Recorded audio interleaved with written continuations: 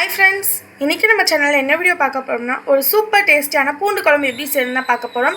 அதுக்கு முதல்ல அடுப்பை பற்ற வச்சு அதில் ஒரு கடாய் வச்சுக்கலாம். இப்போ அதில் கொஞ்சமாக எண்ணெய் ஊற்றிக்கலாம்.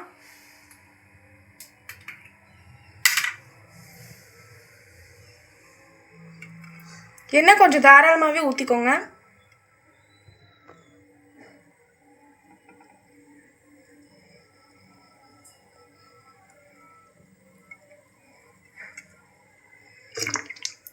எண்ணெய் நல்லா காஞ்சதும் நம்ம கடுகு சேர்த்துக்கலாம்.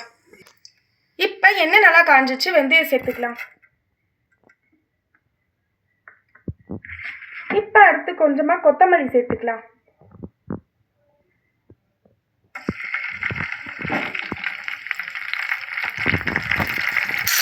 இப்போ கருவேப்பிலை சேர்த்துக்கலாம். இப்போ வெங்காயம் சேர்த்துக்கலாம்.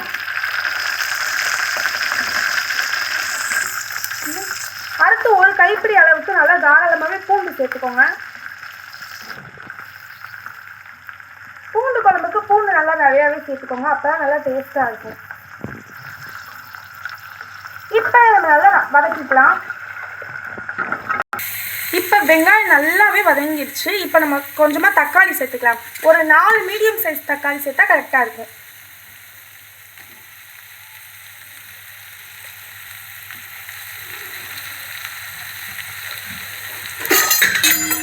தக்காளி வதங்கிறதுக்கு கொஞ்சம் உப்பு சேர்த்துக்கலாம். உப்பு வந்து தேவைக்கு ஏற்பதான். இப்போ நம்ம இதையும் சேர்த்து நம்ம நல்லா வதக்கிடலாம். இப்போ தக்காளி நல்லாவே மசிஞ்சே வந்துருச்சு. இப்போ நம்ம இது கூட 4 ஸ்பூன் குழம்புத்தூள் சேர்த்துக்கலாம். 1 ஸ்பூன் மிளகாய் தூள், 1 ஸ்பூன் மஞ்சள் தூள் சேர்த்துக்கலாம்.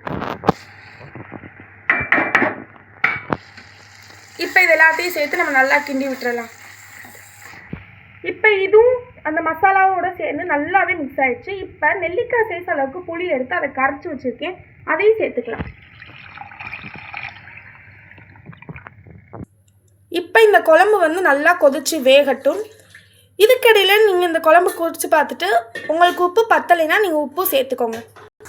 இப்போ குழம்பு நல்லா கொதிச்சு வந்துருச்சு.